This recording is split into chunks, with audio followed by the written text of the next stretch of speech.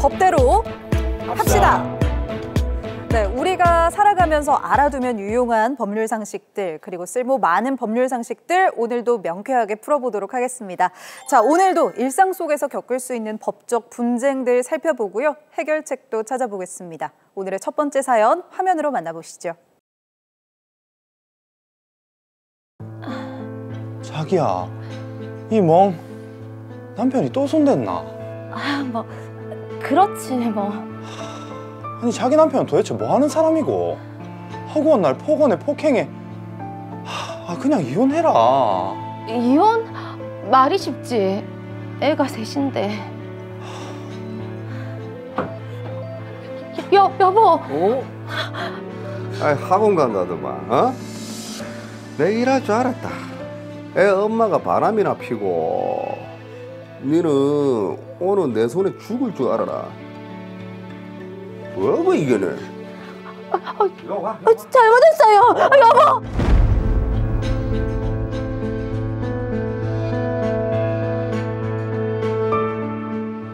애 셋 키우기도 힘든데 남편은 허구한 날 때리고 욕하고 이제는 바람까지 피운다고 난리니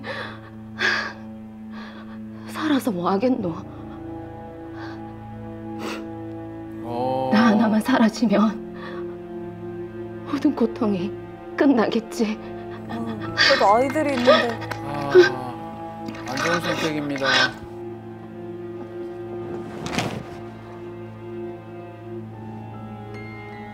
지영아, 내가 어딜 갔나? 지영아! 119! 여기 사람이 쓰러졌어요. 좀 빨리 좀 와주세요. 지영아, 왜 그랬는데? 무슨 일 있어? 무슨 일은 잠이 안 와서 수면제를 좀 먹는다는 게 좀 많이 먹었다. 엄마 걱정 마요. 진짜지? 응.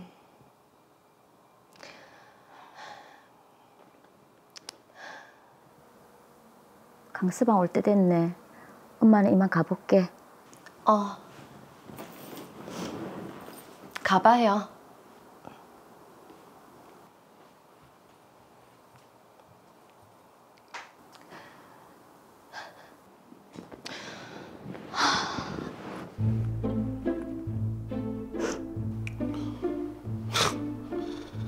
아니, 남편이 왔는데 침대에 쳐들어 누워 있고. 야, 니 뭐 자살 시도한 거 뭐 유세 떠나? 어? 아니 말을 해도. 이제 아는 척도 안 하네. 이 바람 피드만이 완전 대담해지 삐네. 그놈의 바람! 내가 누군 때문에 그랬는데 다 당신 때문이잖아요. 뭐라고? 아니 내가 가끔씩 때리고 욕한 거 그 다른 남자들 다 그런다. 밖에서 말을 안 해서 그렇지. 뭐라고요? 왜? 오늘도 좀 맞을래? 야. 보니까 오늘따라 말대꾸가 좀 심하다. 야, 안 되겠다. 여보, 잘못했어요. 여보, 내가 잘못했어요. 여보. 남편의 폭행은 무차별적으로 계속해서 이어졌고 전 또다시 자살 시도를 할 것 같았습니다. 새 아이들을 봐서라도 그럴 순 없었기에 전 결국 그 집을 나왔습니다. 저는 그 길로 일을 구했고 다행히 친정에서도 조금씩 도와주어 안정을 찾게 됐습니다. 그리고 곧바로 남편에게 이혼 소송을 제기했습니다. 하지만 네 이혼 소송 기각 된 거 들었지? 네가 바람도 피고 집도 나간 유책 배우자라서 안 된다대?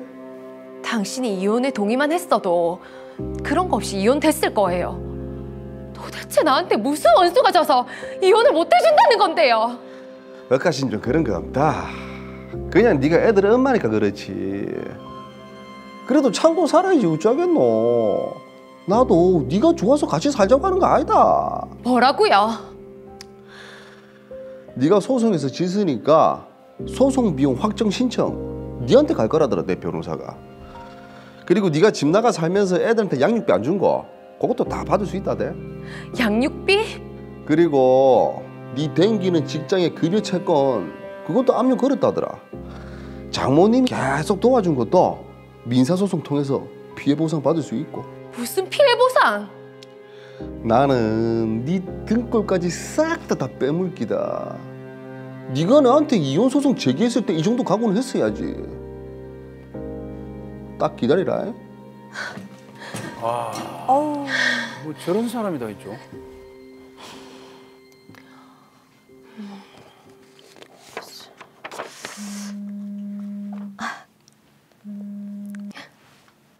우리 딸. 엄마 보고 싶어서 전화했나? 엄마도 보고 싶지. 응. 열밤만 자면 엄마가 꼭 보러 갈게. 이번엔 진짜 약속 지킬게. 사랑해, 우리 딸. 아유, 아이들이 얼마나 눈에 밟힐까요? 민지 너무 보고 싶은데 남편이 순순히 문을 열어줄까?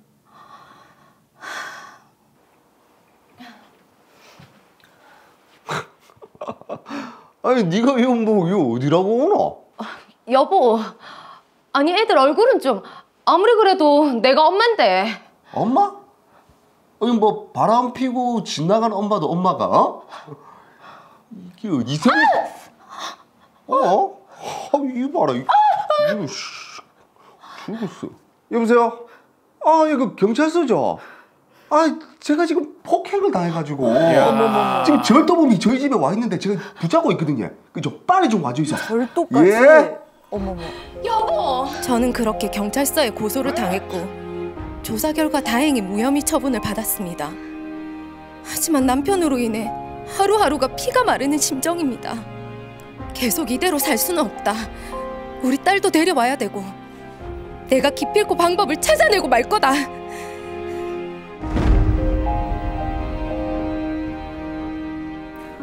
네, 오늘 사연의 주인공 허지영 씨 정말 막다른 길까지 내몰린 심정일 것 같아요. 그렇습니다. 내가 기필코 해결책을 찾아드리겠습니다. 사건 정리해 보겠습니다. 허지영 씨는 자녀를 키우는 가정주부였는데요. 남편의 폭언과 폭행으로 극심한 스트레스를 받던 중 부정행위를 저지르게 됐습니다. 그 후 남편의 폭언과 폭행은 날로 심해졌고 결국 스스로 목숨을 끊으려는 시도도 했지만 실패했습니다. 남편과 함께 살다가는 또다시 나쁜 일이 생길 것만 같아서 집에서 나온 후 남편을 상대로 이혼 소송을 제기했지만 허지영 씨가 유책 배우자라는 이유로 이혼 청구는 기각됐습니다. 그 후 남편은 양육비 미지급을 이유로 허지영 씨가 근무하던 직장에 급여 채권을 압류해 왔고 장모님을 상대로 민사소송도 제기했습니다. 허지영 씨는 자녀들이 너무 보고 싶은 마음에 남편과 아이들이 거주 중인 집에 갔다가 또다시 남편에게 폭행을 당했는데요. 그런데 남편은 오히려 허지영 씨를 절도, 폭행, 모욕 등을 이유로 고소하기까지 했습니다. 결국 무혐의 처분을 받기는 했지만 남편 때문에 하루하루 피가 마르는 심정으로 지내고 있다는 허지영 씨. 이대로는 지낼 수 없다는 판단에 방법을 찾고자 저희 더 로이어에 의뢰해 왔습니다. 네, 저희가 정말 그 방법 꼭 찾아드려야 할 것 같아요. 그렇습니다. 사실 이 모든 일의 시작은 가정폭력이잖아요. 그렇죠. 허지영 씨의 부정행위 이전에 사실 이 부분을 좀 해결하고 갔어야 하는 게 아닐까 싶은데요. 네, 맞습니다. 허지영 씨는 가정폭력을 이유로 경찰서에 신고를 하고 남편을 상대로는 접근금지 신청을 해서 남편과 분리가 되는 것이 우선인 것 같습니다. 가정폭력의 경우 발생하게 된 경위를 떠나 잘못된 행동임은 분명하므로 신고 후 보호 조치를 받는 것이 중요합니다. 가정폭력 가해자는 경찰 조사 후 법원에서 상응하는 처벌을 받게 되어 있고 관련 이혼 소송에서 유책 배우자가 되기 때문에 꼭 참지 말고 신고하시기 바랍니다. 자, 그럼 이후 상황에 대해서도 하나씩 짚어보도록 할 텐데요. 이 허지영 씨가 강하준 씨와 이혼 소송을 한 차례 진행을 했었는데 이때는 유책 배우자가 돼서 패소를 했단 말이에요. 그 이유부터 좀 짚어봐야 할 것 같습니다. 네, 제가 사건을 미리 좀 조사해봤는데요. 허지영 씨의 경우 이혼을 원해서 소송을 제기했지만 남편이 이혼에 반대하게 되면 결국 법원에서는 어떻게 혼인 파탄에 이르렀는지와 파탄의 원인을 살펴보게 됩니다. 우리나라 법원은 유책 배우자의 이혼 청구에 대해서 아직은 보수적으로 판단하고 있기 때문에 허지영 씨의 부정행위를 이유로 유책 배우자의 이혼 청구를 기각했습니다. 네. 아무리 그렇긴 해도 사실 이 남편의 가정 폭력이 너무 심각한 상황이고 아내의 부정행위도 사실 남편의 폭언과 폭행 때문에 시작이 된 거였거든요. 왜 이런 사실들은 전혀 어필이 안 되는지 그게 좀 궁금하네요. 네, 만약 허지영 씨가 부정행위를 저지르기 전 가정폭력을 이유로 신고를 하는 등 112 신고 내역서가 존재하고 남편의 처벌 전력이 확인된다면 이혼 청구가 인용됐을 수도 있습니다.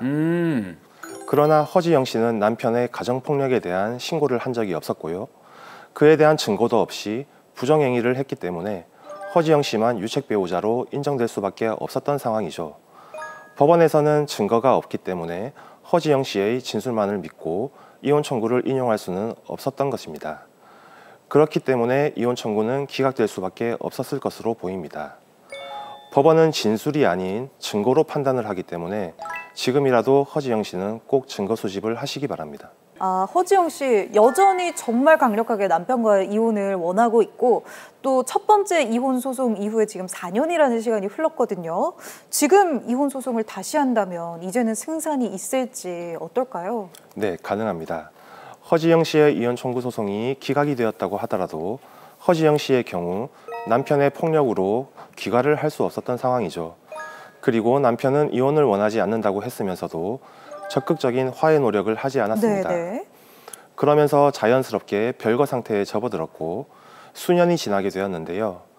이런 상황에서 남편 측이 화해 노력이 아닌 허지영 씨를 상대로 오기 내지는 보복적 감정에 기인한 행위들을 한다면 이혼 청구는 인용될 수 있습니다. 네, 알겠습니다. 그러니까 남편이 이혼을 원하지 않았는데 그렇다고 해서 뭐 관계 회복을 위해서 노력을 한 것도 아니란 말이죠. 이런 부분이 이제 이혼 사유가 이번에는 될 수 있을까요? 네, 허지영 씨의 최초 이혼 소송을 살펴보면 피고인 남편은 이혼을 원하지 않는다. 아직 허지영 씨를 사랑하고 아이들을 위해서도 관계 회복을 원한다는 취지로 재판에 임했다고 합니다. 그래서 허지영 씨의 이혼이 인용되지 않았는데요. 그런데 남편은 결혼 생활 중에 장모님에게 금전적인 도움을 줬던 부분에 대해서 민사소송을 제기하고 허지영 씨가 아이들이 너무 보고 싶어서 집에 찾아갔을 때도 몸싸움을 일으켰죠. 그것도 모자라서 남편이 아내 허지영 씨를 폭행죄로 고소하고 이에 더하여 물건이 없어졌다는 이유로 절도죄로 고소를 하는 등 관계 개선이 아니라 허지영 및 허지영의 가족들을 상대로 각종 고소 및 민사소송을 제기한 점 등은 충분한 이혼 사유가 될 수 있습니다. 어쨌든 이 첫 번째 이혼 소송 당시에 적용됐던 유책 사유는 이제 허지영 씨의 부정행위였는데 이제 두 번째 이혼 소송을 할 때는 그 부분을 고려하지 않아도 되는 건가요? 이 경우에는 첫 번째 이혼 소송의 유책 사유가 어느 정도는 희석된 것으로 볼 수 있겠고 네. 이후에 남편이 혼인을 계속할 의사가 전혀 없었음을 적극적으로 소명한다면 유책 사유가 허지영 씨에게 있었다고 해도 이번 소송에서는 충분히 원하는 판결을 이끌어낼 수 있을 것으로 보입니다. 특히 남편의 행위들을 들어서 결국 첫 번째 이혼 소송에서 이혼에 반대한 이유가 허지영 씨를 사랑해서라기보다는 부정행위를 저지른 허지영 씨에 대한 원망, 증오, 분노에 기인한 것이었다는 점을 강조해야 되겠습니다. 네, 알겠습니다. 그리고 이제 허지영 씨가 집을 나갔잖아요. 그러면서 아이들과 멀어졌는데 그동안에 이 양육비 미지급을 이유로 또 남편이 급여 채권 압류를 했습니다.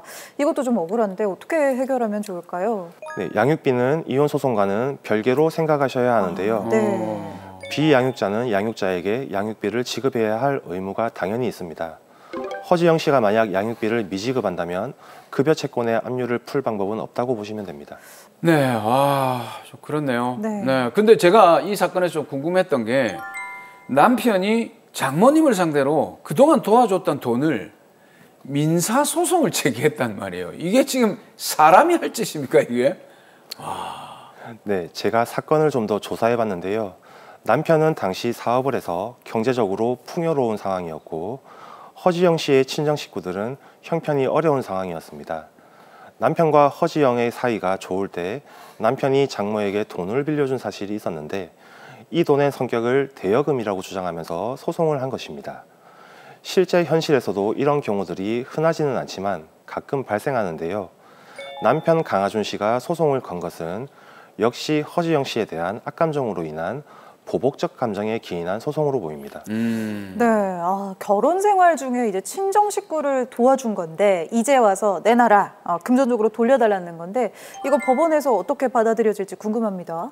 금전을 교부하는 경우에는 빌려주는 대여금일 수도 있고 호의로 도와주는 증여로 볼 수도 있습니다.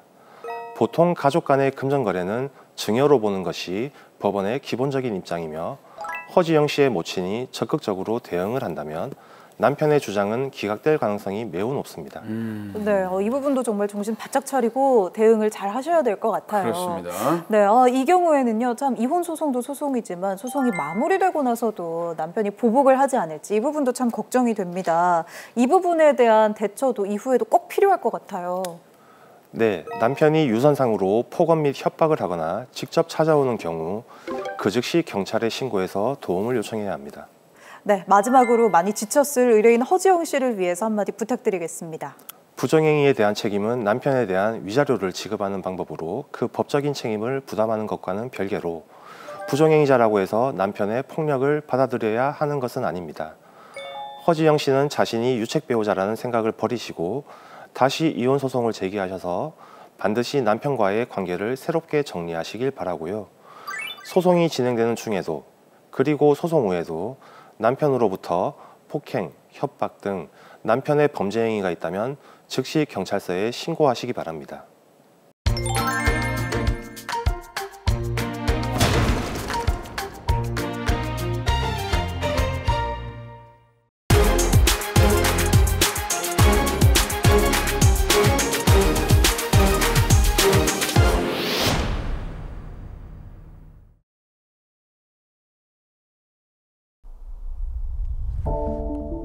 뭐고? 이 집이 강제 경매에 넘어갔다고? 이게 무슨 일이고?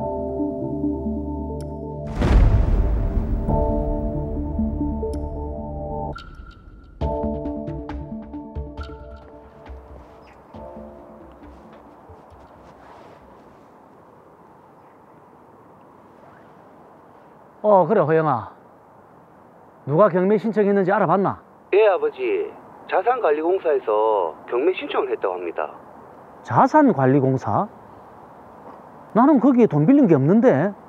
아버지, 제가 거기 담당자 연락처를 문자로 보내드릴 테니까 전화 한번 해보세요. 그래, 한번 보내봐라. 자산관리공사?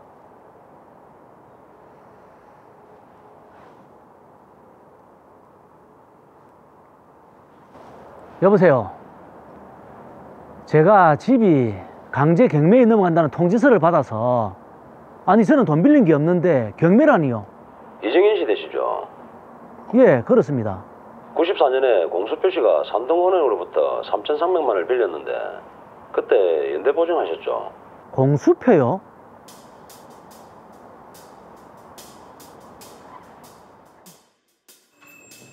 거의 뭐 30년 가까이 된 이번 건도 저희 청해진 무역에 맡겨주십시오. 이 부장님 모르는 것도 아니고 믿고 거래하죠. 근데 여기저기서 손을 막 내밀잖아. 에이, 저희 회사만큼 확실한 회사가 됐습니까? 그래서 말인데 내가 자금이 좀 부족해서 이 산동은행에서 대출을 좀 받아야 될 것 같아요. 연대보증을 좀 서주면 좋겠는데. 연대보증이요? 네, 3,300만 원 정도인데 뭐 자금은 회수해가지고 금방 갚을 거고, 뭐 안 되면 우리도 다른 거래처 뚫어가지고 해보고요. 아닙니다. 서야죠. 연대보증 서겠습니다. 역시 청해진 무역 이 부장님! 친구 회사의 임원이자 영업부장으로 일했을 당시 거래처가 요청하면 거래처 채무의 연대보증도 서가며 영업을 하기도 했습니다. 저렇게 끌려가면 안 되는데. 94년에 3,300만 원이 이자가 붙어서 1억 4,600만 원이 됐고요. 1억 4천만 원이요?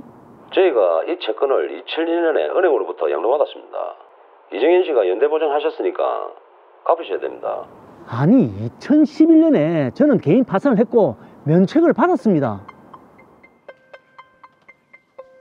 외환 위기로 회사가 부도나면서 실직하게 됐고 그 무렵 아내마저 병으로 세상을 떠났습니다. 아내 병원비로 빚더미에 앉게 됐고 빚쟁이들을 피해 전국을 돌며 매일 술로 지새웠습니다. 아유, 참. 아들을 봐서라도 이렇게 살면 안 되겠다는 생각에 고향인 부산으로 돌아와 법원에 개인 파산을 신청했고 2011년 파산 면책을 받았습니다. 파산해서 면책받은 지가 언젠데 연대에 보증한 빚을 저보고 갚으라니요. 저희 쪽에서 확인해봤는데 파산 채권자 목록에 자산관리공사가 없었습니다. 그러니까 갚으셔야 합니다. 아니 94년에 연대 보증한 걸 그동안 아무 말도 없다가 이제 와서 갚으라니요. 저는 못 갚습니다. 정말 날벼락이에요. 이거 뭔가 잘못돼도 한참 잘못됐다.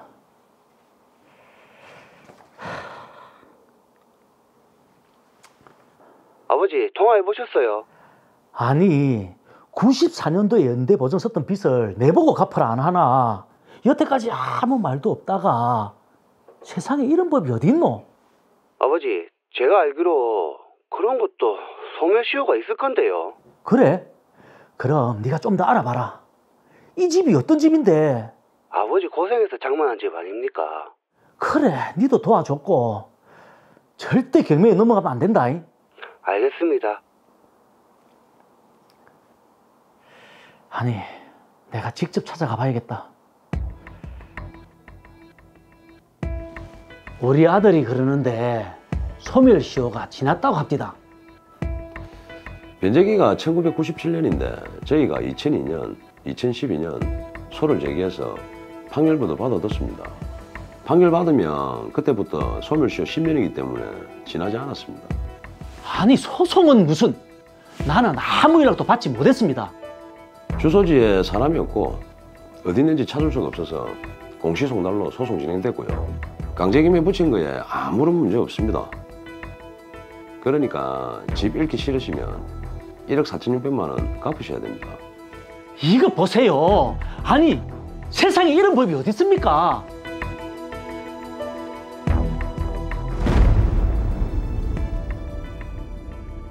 네, 방금 만나본 사연 이정현 씨 정말 당황스러울 것 같습니다. 그렇습니다. 세상에 이런 법이 어디 있습니까? 라고 얘기하셨는데 그런 법은 없을 거라고 믿고 사건 정리 한번 해보겠습니다. 이정현 씨는 어느 날 갑자기 법원으로부터 자신의 집이 강제 경매에 넘어갔다는 통지를 받았습니다. 사정을 알아보니 1994년에 이정현 씨가 거래처 대표의 부탁으로 연대 보증을 섰던 일이 있었습니다. 그런데 이 채권을 자산관리공사가 2001년 은행으로부터 양도받았고 이정현 씨가 연대 보증을 했으니 갚으라는 겁니다. 그런데 이정현 씨는 2011년에 파산 면책을 받았기 때문에 갚을 이유가 없다고 했는데요. 하지만 자산관리공사는 파산 채권자 목록에 자산관리공사는 없었기 때문에 갚아야 한다고 합니다. 이에 이정현 씨는 94년에 연대 보증한 걸 그동안 아무 말이 없다가 지금에 와서 갚으라고 하냐며 소멸시효가 지났을 거라고 하죠.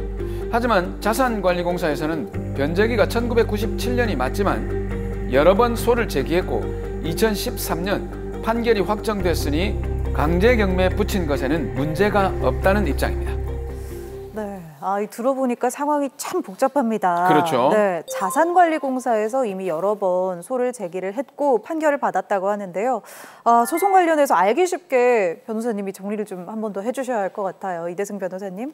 네, 좀 복잡하죠. 네. 그래서 제가 강제 경매가 있기까지 대체 무슨 일이 있었는지 한번 정리해봤습니다.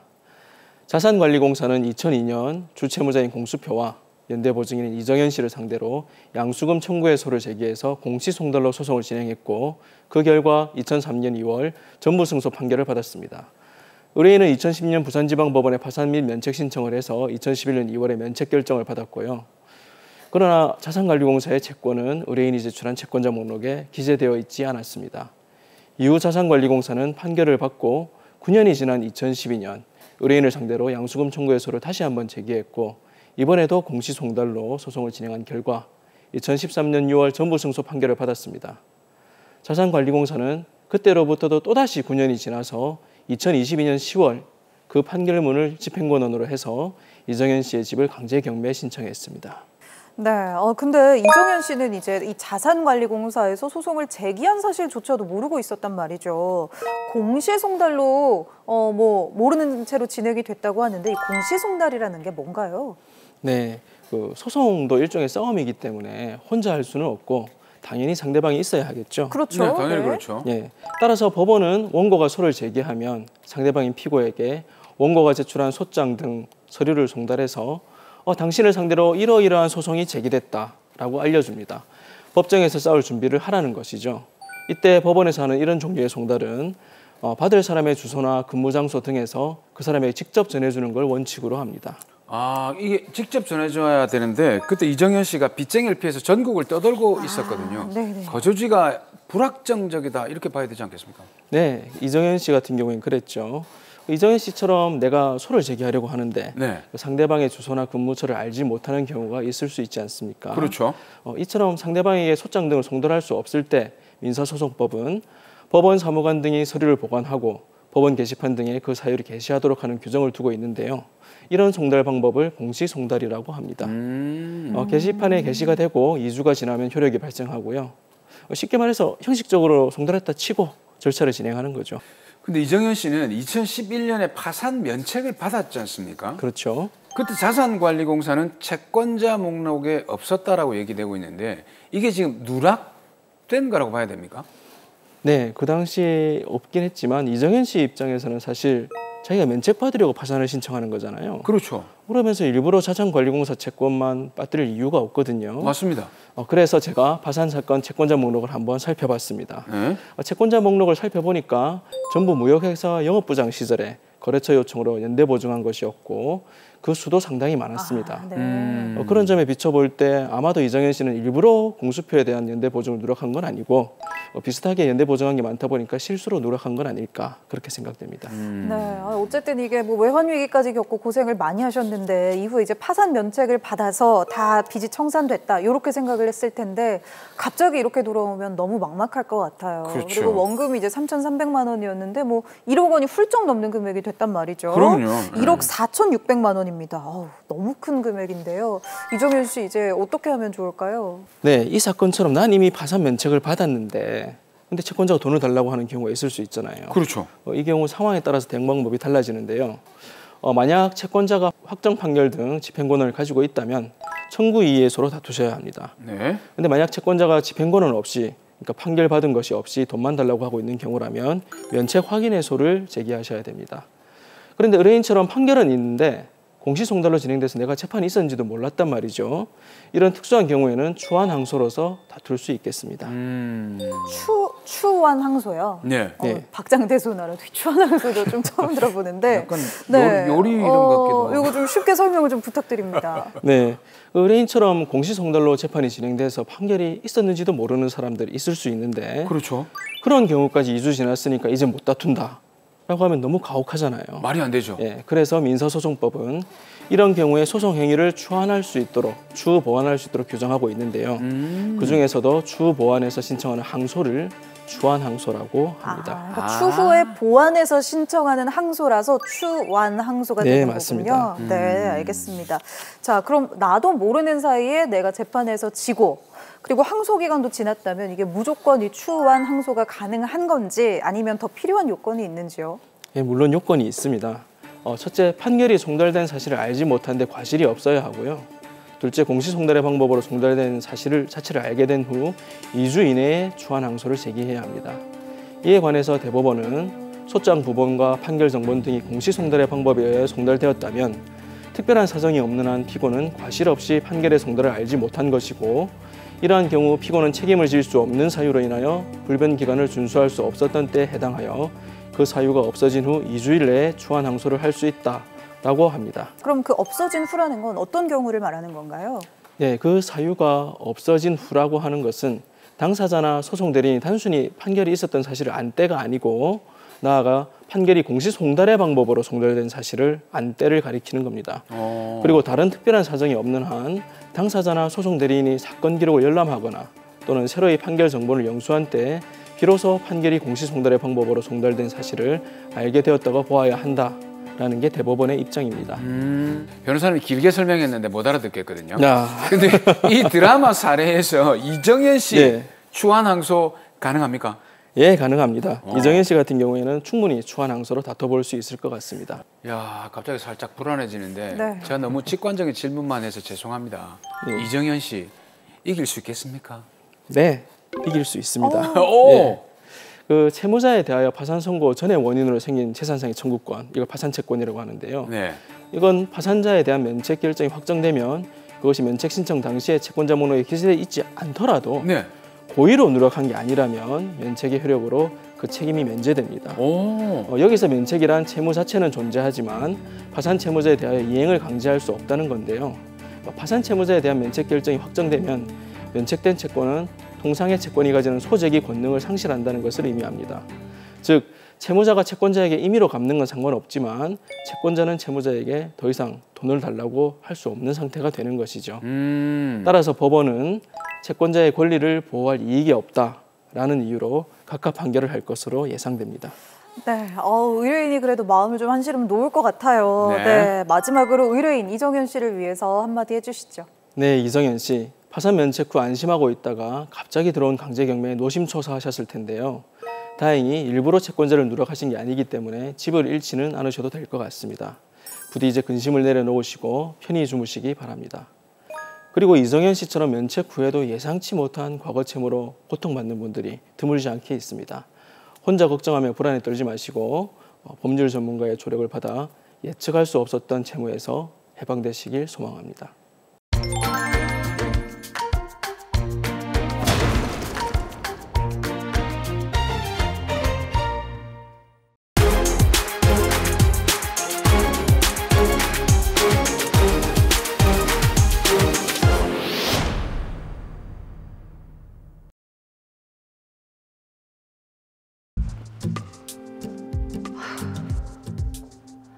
손님이 없어도 너무 없어요, 진짜.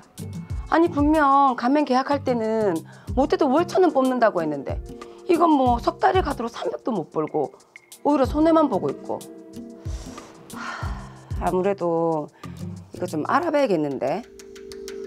아무래도 당한 것 같은데. 알아봐야겠네요.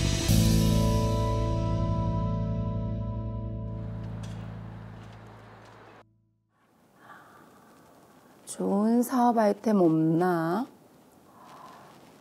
아휴, 남 밑에 일하면서 언제 돈 모아서 집 사겠노? 직장인들 저 생각 참 많이 하거든요. 맞아요. 뭐야 여성복? 가맹점 뭐지? 옷이라. 그래, 내가 또 한 펜션 센스 한다 해가. 꾸미는 것도 좋아하고. 이거 괜찮겠는데?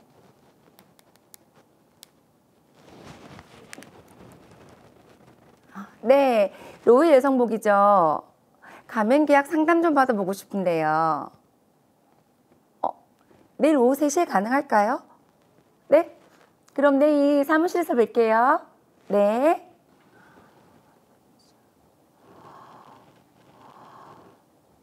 퇴직금이랑 적금 넣은 것도 있고 대출 조금 받아서 나도 내장사 한번 해보자. 그나저나 조건이 좀 잘 맞아야 될 텐데. 가맹계약 상담 받고 싶으시다고. 네, 제가 직장만 다니다가 사업을 해보고 싶은데 처음이라. 뭐 찾아보니까 가맹점 모집을 하더라고요. 잘 오셨어요. 저희 브랜드 많이 들어보셨죠? 네, 그 인별그램 같은데 많이 올라오더라고요. 맞습니다. 특히 30, 40대층 여성들이 즐겨 입으시더라고요. 현재 저희는 100개 이상의 가맹점 사업자와 계약을 유지하고 있습니다. 100개 그래도 좀 이상이요? 규모가 있는 네. 브랜드네요. 뭐 특별히 오픈하고 싶은 곳이나 생각하시는 곳 있으세요? 번화가면 좋긴 하겠는데. 장소도 저희가 추천해 드릴 수 있습니다. 마침 빈점포가 하나 있는데 한번 가보시겠어요? 네. 마침 빈점포가 위험한 점. 인근에 대단지 아파트도 많고 해서 주부층들이 많아요. 그래서 저희 타겟층 고객들도 많고요. 가게도 넓죠? 네, 그러네요. 가게는 마음에 들어요. 그런데 월 매출은 얼마나? 그게 제일 중요하죠. 월 1,000만 원에서 1,500 정도 되거든요. 월 1,000만 원에서 1,500만 원이요? 아니, 네. 사무실 가서 예산 매출액 산정서 보시면서 계속 얘기할까요? 네, 그럴게요. 매출 부분 아주 중요하죠. 이건 예상 매출액 산정서입니다. 예상 매출액 산정서요? 네. 아까 보신 점포 예정지에서 1년간 발생할 것으로 예상되는 매출액 범위를 좀 뽑아봤는데요.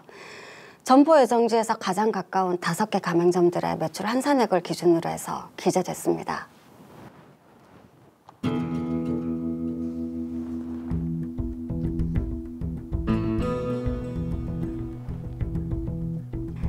브랜드 인지도도 한창 오르고 해서 아마 후회는 없으실 거예요. 네, 알겠습니다. 계약하겠습니다. 그렇게 저는 모아둔 돈과 대출을 조금 받아 로열 여성복 가맹점을 운영하게 됐습니다. 대박을 꿈꾸면서요. 하지만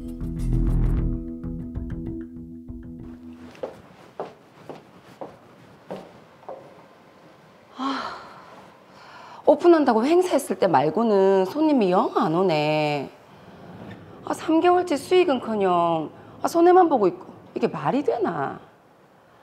가맹 계약할 때 말이랑 완전 다르네. 이거 조사 좀 해봐야 되나? 그때 분명 우리 인근 가게 5군데 매출이라고 했지.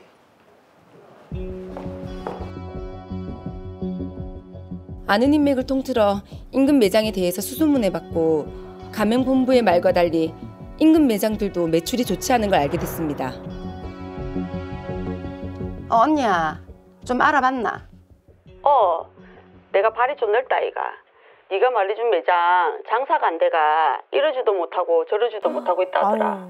그 사장도 본부에서 인근 매장 매출이 월천 이상은 올리고 있단 말에 막 하겠다고 결정했나 보더라고. 그래? 비슷하게 지금 가맹점들이 피해를 보고 있네요. 사업하기 전에 이걸 알아봤어야 되는데요. 이거 계약 성사시키려고 완전 매출액 뻥치게 했네. 뭐? 월 매출이 1,000만 원 이상이라고? 당신 가맹 계약하려고 매출액 허위로 부풀렸지. 부풀리긴요. 인근 매장 조사에서 예상 매출액 말씀드린 것뿐이라고요. 내가 알아보니까 인근 점포들 산정서에 있는 내용이랑 완전 다르던데요. 완전 허위 정보를 꼬드긴 거잖아요. 나 그냥 안 넘어갈 거예요.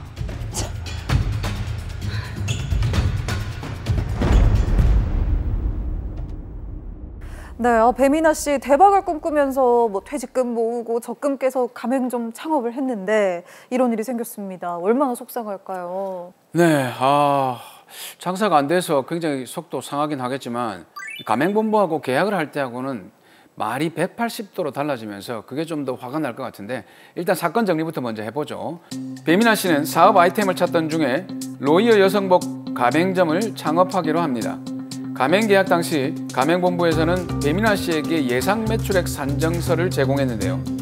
배미나 씨가 운영할 점포 예정지에서 가장 인접한 5개 가맹점들의 매출 환산액을 기준으로 예상 매출액 범위를 확정했다고 기재되어 있었습니다. 예상 매출액이 꽤 높았기에 배미나 씨는 가맹본부와 가맹 계약을 체결하고 점포를 운영했는데요. 하지만 가맹본부의 말과 달리 장사는 잘 되지 않았고 손해만 계속 보고 있는 상황입니다. 이에 배미나 씨는 예상 매출액 산정서에 있던 가맹점들의 실제 매출을 알아본 결과 가맹 계약 당시 가맹본부에서 제공한 매출액과 다르다는 걸 알게 됐습니다. 배미나 씨가 가맹본부를 찾아가 매출액을 부풀린 거 아니냐며 항의를 했지만 가맹본부는 인근 매장을 조사해서 나온 예상 매출액이라며 부풀리지 않았다고 주장하고 있는 상황입니다. 네, 상황이 참 들어볼수록 답답합니다. 일단 배미나 씨가 이 가맹본부와 계약을 체결할 당시에 제공을 받았다는 예상 매출액 산정서, 이게 정확하게 어떤 건지 설명을 들어봐야 할 것 같아요. 서경리 변호사님. 네, 예상 매출액 산정서는 말 그대로 예상 매출액의 범위와 그 산출 근거가 담긴 서면을 말합니다. 네, 저희가 드라마에서 이제 영상을 봤을 때도 서류가 그럴듯해 보였거든요. 그렇죠. 네, 이 예상 매출액 산정서에 나와 있는 예상 매출액은 그럼 어떤 방식으로 산정을 하게 되는 건가요? 가맹본부가 예상 매출액을 산정하는 방식은 가맹본부 예측에 의한 방식과 인근 가맹점의 매출액 활용 방식 두 가지가 있습니다. 두 가지 방식 중에 가맹본부는 인근 가맹점 매출액 활용 방식을 선택하는 경우가 많은데요. 이는 예상 매출액 제시가 허위 과장 정보 제공 행위로 판단되는 리스크를 피하기 위해 실제 데이터 자료를 가지고 예상 매출액을 산정하기 때문입니다. 자, 말씀하신 그 가맹본부에서 많이 선택한다는 인근 가맹점의 매출액 활용 방식, 이게 인근에 있는 매장에 가서 그냥 물어보는 건지 이게 어떻게 하는 건지 구체적으로 좀 말씀해 주시죠. 네, 가맹 희망자의 점포 예정지 인근 5개 점포를 선정해서 매출 환산액이 가장 큰 가맹점과 가장 작은 가맹점을 제외한 나머지 3개의 가맹점을 기준으로 예상 매출액의 최고액과 최저액을 산출하는 방식입니다. 여기서 매출 환산액이란 가맹점의 직전 사업연도 매출액을 매장 면적으로 나누어 계산한 것을 말합니다. 네, 그렇다면 이런 예상 매출액 산정서는요, 가맹 계약을 할 때 이제 가맹 희망자에게 의무적으로 제공을 해야 하는 건가요? 네, 가맹본부가 비중소기업이거나 가맹점 수가 100개 이상인 경우에는 가맹계약을 체결할 때 가맹 희망자에게 예상 매출액 산정서를 제공할 의무가 있습니다. 네. 또한 가맹본부는 제공한 예상 매출액 산정서를 가맹계약 체결일로부터 5년간 보관해야 합니다. 네, 자, 그래서 여기도 이제 의무적으로 산정서를 주기는 줬는데 보니까 기재된 인근 매장의 매출이 실제랑은 좀 많이 달랐던 것 같죠. 이게 어떻게 된 상황일까요? 네, 제가 사건에 대해서 미리 좀 더 조사를 해봤는데요. 로이어 여성복 가맹본부에서 제공한 예상 매출액 산정서에는 인근 점포 예정지에서 가장 인접한 5개 가맹점들 중 매출 환산액이 낮은 가맹점 일부를 임의로 제외했습니다. 그리고 다른 가맹점을 포함시켰던 건데요. 그 가맹점들의 매출 환산액을 기준으로 예상 매출액의 범위를 확정했고 그 결과 배미나 씨에게 제시된 예상 매출액의 범위 최저액은 가맹사업법 시행령에서 정한 산정 방식을 따랐을 때보다 약 500만 원이 더 큰 매출 환산액이 되었던 겁니다. 이야, 지금 그렇다는 것은 이 가맹본부에서 가맹계약을 체결하기 위해서 배미나 씨를 속였다고 봐야 되는 거 아닌가요? 맞습니다. 가맹본부는 가맹사업법 시행령 제9조 사항을 위반했는데요. 임의로 선정한 가맹점들을 기준으로 예상 매출액 범위의 최저액을 과다 산정해서 마치 안정적인 사업 운영이 가능한 것처럼 보이는 자료를 배미나 씨에게 제공한 겁니다. 이는 허위 과장의 정보 제공 행위에 해당하고 이로 인해서 배미나 씨가 잘못된 정보를 바탕으로 가맹 계약을 체결하여 손해를 입은 겁니다. 아유, 참 뻔뻔하게 이 예상 매출액 뭐 월 1,000에서 1,500 된다 이렇게 말한 그 대표 조선희 씨 너무 뻔뻔하네요. 그죠? 얼굴은 정말 순수해 보이는데. 네, 허위로 이렇게 과장된 정보를 줘놓고 부풀린 거 아니다 우기니까 참 너무한 건데 배미나 씨 이제 대응 잘해야 될 것 같습니다. 어떻게 하면 좋을까요? 네, 배미나 씨는 로이어 가맹본부를 상대로 손해배상을 청구할 수 있습니다.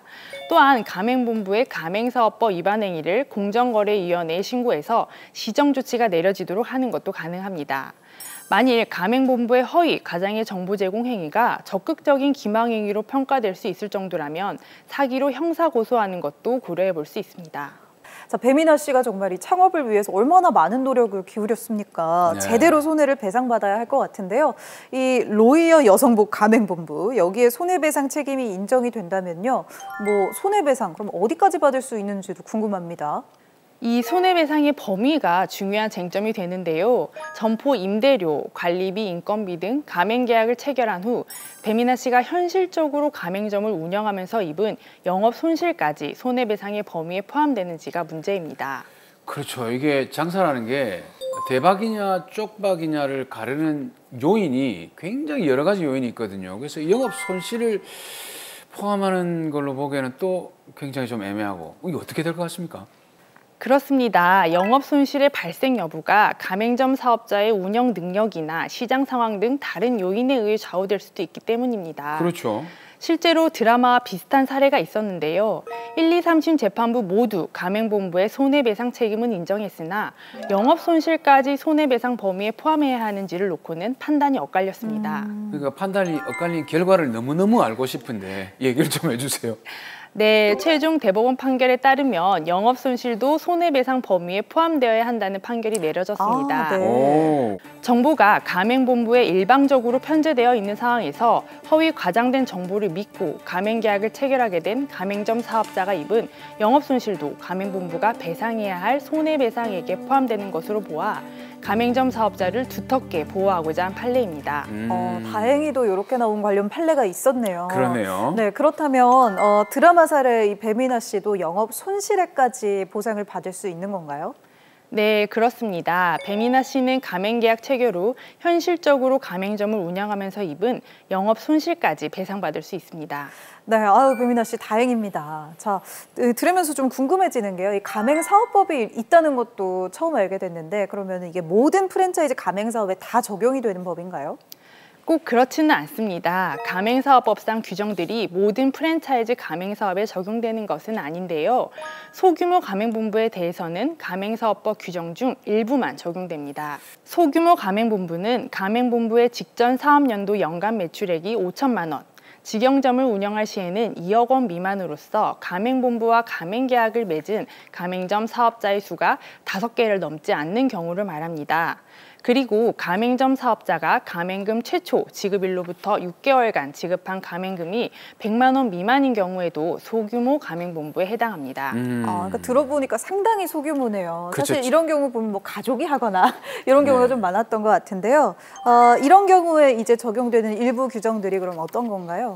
네, 소규모 가맹본부에 적용되는 규정을 살펴보면요. 정보공개서 등록 의무, 가맹금 예치 의무, 정보공개서 및 인근 가맹점 현황문서 제공 의무, 가맹금 반환 의무가 적용됩니다. 드라마 사례에서 문제가 된 허위 과장된 정보 제공 금지 의무는 소규모 가맹본부에도 적용되지만 예상 매출액 산정서 제공 의무는 적용되지 않는다는 점을 유의하셔야 합니다. 그렇다면 이게 가맹본부와 가맹계약을 체결할 때 우리 배미나 씨처럼 속지 않으려면 어떤 걸 좀 유의해야 될까요? 네, 가맹본부에서 사실과 다른 정보를 제공하거나 계약 체결에 중요한 영향을 미치는 사실을 은폐, 축소하는 경우가 많습니다. 그러므로 가맹본부가 제공하는 정보를 그대로 믿지 마시고 반드시 그 산출 근거를 정확하게 확인하고 점검하는 것이 중요합니다. 또한 가맹본부가 제공하는 정보는 반드시 서면으로 받아서 확인하고 설명 내용도 녹음 등을 통해 증거를 남겨두신다면 향후 분쟁이 발생했을 때 가맹본부의 위법 행위를 입증하기가 용이해질 것입니다. 네, 가맹점 계약을 위해서 준비하는 분들 꼭 기억해 두셔야겠습니다. 자, 마지막으로 우리 의뢰인 배미나 씨를 위해서 한마디 솔루션 부탁드립니다. 배미나 씨, 너무 낙담하지 마시고 가맹본부를 상대로 손해배상 청구 소송을 제기하시고요. 적극적으로 손해액을 입증해서 배미나 씨가 입은 피해를 충분히 배상받으시기 바랍니다.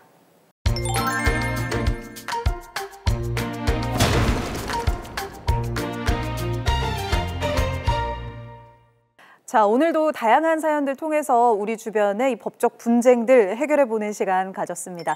저희 더 로이어와 함께 하시면요. 이렇게 법에 대한 궁금증은 물론이고 여러 가지 소송과 분쟁 해결 방법까지 속 시원하게 알려드리니까요. 다음 주에도 저희와 함께 해주시기 바랍니다. 더 명쾌한 법 이야기, 더 재미있는 법 이야기로 다시 인사드리도록 하겠습니다. 법대로 합시다.